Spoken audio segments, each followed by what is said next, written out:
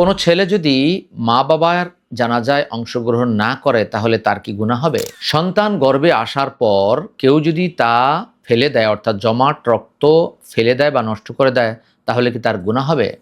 দোকান কিভাবে উদ্বোধন করব? হুজুর বা ইমাম খতিবদেরকে দিয়ে আমরা যেভাবে উদ্বোধন করাই সেটা কি সঠিক? কোনো ছেলে যদি মা বাবার জানাজায় অংশগ্রহণ না করে তাহলে তার কি গুনাহ হবে? কোনো ছেলে যদি মা বাবার জানাজায় অংশগ্রহণ না করে তাহলে তার বিষয়টি কয়েক ধরনের হতে পারে। অর্থাৎ তার এলাকায় যদি এমন কোনো শত্রু থাকে বা রাজনৈতিক এমন যদি কোনো বিষয় থাকে যে কারণে এলাকা আসলে তার প্রাণের আশঙ্কা রয়েছে, তার জীবননাশের হুমকি আছে, এ থেকে সে যদি দূরে থাকে তাহলে তার কোনো ধরনের গুনাহ হবে না। কিন্তু মা বাবার সাথে সাধারণ কোনো রাগ করে অথবা মা বাবা অন্য সন্তানকে বেশি সম্পদ দিয়েছে, তাকে কম সম্পদ দিয়েছে, এমন কোনো অভিযোগের কারণে সে যদি দূরে থাকে তাহলে অবশ্যই তার গুনাহ হবে। কেননা মা বাবার সাথে রাগারাগি করা সাধারণ বিষয় নিয়ে এটা আল্লাহর নিষেধ। 17 নম্বর সূরা 23 ও 24 নম্বর আয়াতে আল্লাহ তা উল্লেখ করে দিয়েছেন। আরও উল্লেখ করেছেন 29 নম্বর সূরার 8 নম্বর আয়াত, 46 নম্বর সূরা আল আহকাবের 15 নম্বর আয়াতে। কিন্তু মা বাবা যদি কোনো সন্তানকে সম্পত্তি কম দেয় আর কোনো সন্তানকে বেশি দেয়, এই বিচার মা বাবাকে অবশ্যই আল্লাহ করবেন। এই বিচার সন্তান করতে পারেন না। মা বাবাকে অবশ্যই আল্লাহর কাছে এজন্য জবাবদিহি করতে হবে। অতএব কোনো সন্তান ইচ্ছে করে বা মা বাবার সাথে রাগ করে সে মা বাবার জানাজা থেকে যদি দূরে থাকে অবশ্যই তার গুনাহ হবে।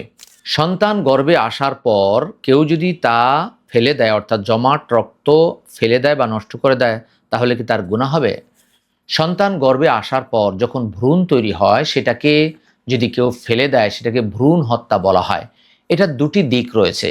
অর্থাৎ যদি কোনো নেককার বা কোনো বিবেকবান ডাক্তার যদি এই কথা বলেন যে এই সন্তান যদি তিনি লালন পালন করেন তার গর্ভে তার জীবনের ঝুঁকি রয়েছে, অর্থাৎ তার ডায়াবেটিস রয়েছে, তার লিভারের সমস্যা, তার ক্যান্সার রয়েছে, তার হার্টের সমস্যা, তার কিডনির সমস্যা, এই সমস্যার কারণে তাকে অবশ্যই সন্তানকে ফেলে দিতে হবে। ডাক্তার যদি এমন পরামর্শ দেন এবং সেটা যদি যুক্তিসঙ্গত হয় তাহলে সেটা ফেলে দেওয়ায় কোনো দোষ নেই।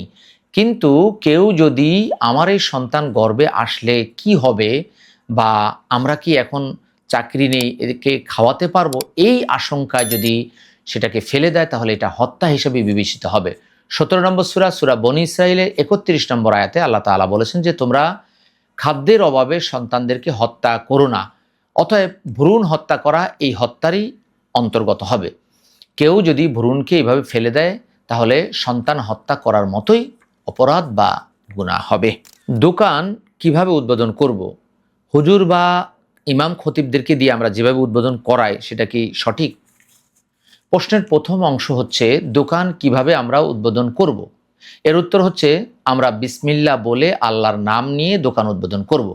আল্লাহ তাআলা কোরআন নাজিলের শুরুতেই বলেছেন ইকরা বিসমি রব্বিকাল্লাযী খলাক, পড়ো তোমার রবের নামে যিনি সৃষ্টি করেছেন।